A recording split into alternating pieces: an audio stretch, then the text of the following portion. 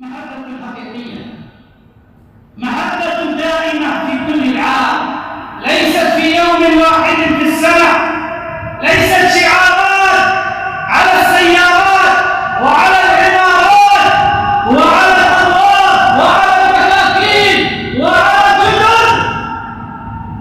ليست محبة رسول الله صلى الله عليه وسلم خلقة الخضراء. وللأسف أن تجد من المسلمين من يكون قدوته الرافضة في مولد رسول الله صلى الله عليه وآله وصحبه وسلم. أين أنت من أصحاب رسول الله صلى الله عليه وآله وصحبه وسلم؟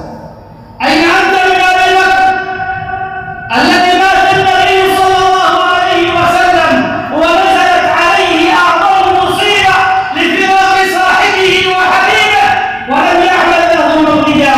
أين أنت من عمر الفاروق الذي يفرق منه الشيطان ويهرب، الذي دارت خلافته أوسع خلافة بين الخلفاء الأربعة ولم يعمل فيها مولدا؟ أين قدوته؟ أين أنت من عثمان الذي لم يعمل مولدا؟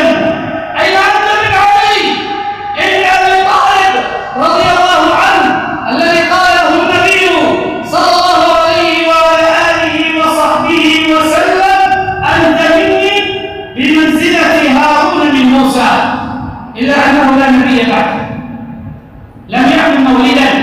أين أنت من خالد بن الوليد؟ أين أنت من طلحة بن عبيد الله؟ أين أنت من الزبير بن العوام؟ أين أنت من أبي عبيدة؟ أين أنت من عبد الرحمن بن عوف؟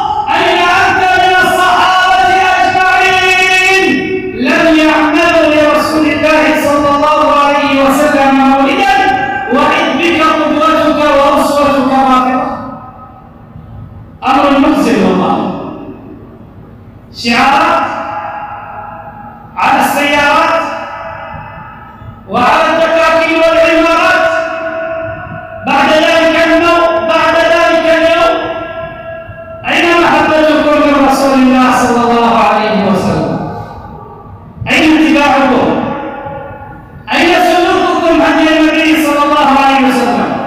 تفجر المساجد، ترمل النساء، يكتب الأطفال، تحرق المصاحف، تتهم زوج النبي صلى الله عليه وسلم بالفاحشة، يكفر أصحابه، يلعن أصحابه، يسب أصحابه. أهذه محبة رسول الله صلى الله عليه وسلم؟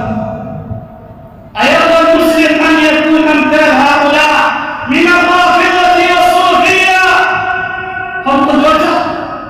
والله وبالله وتالله إن بدعة المولد لم تحدث ولم تحصل إلا بعد انتهاء القرون الثلاثة المفضلة الذين قال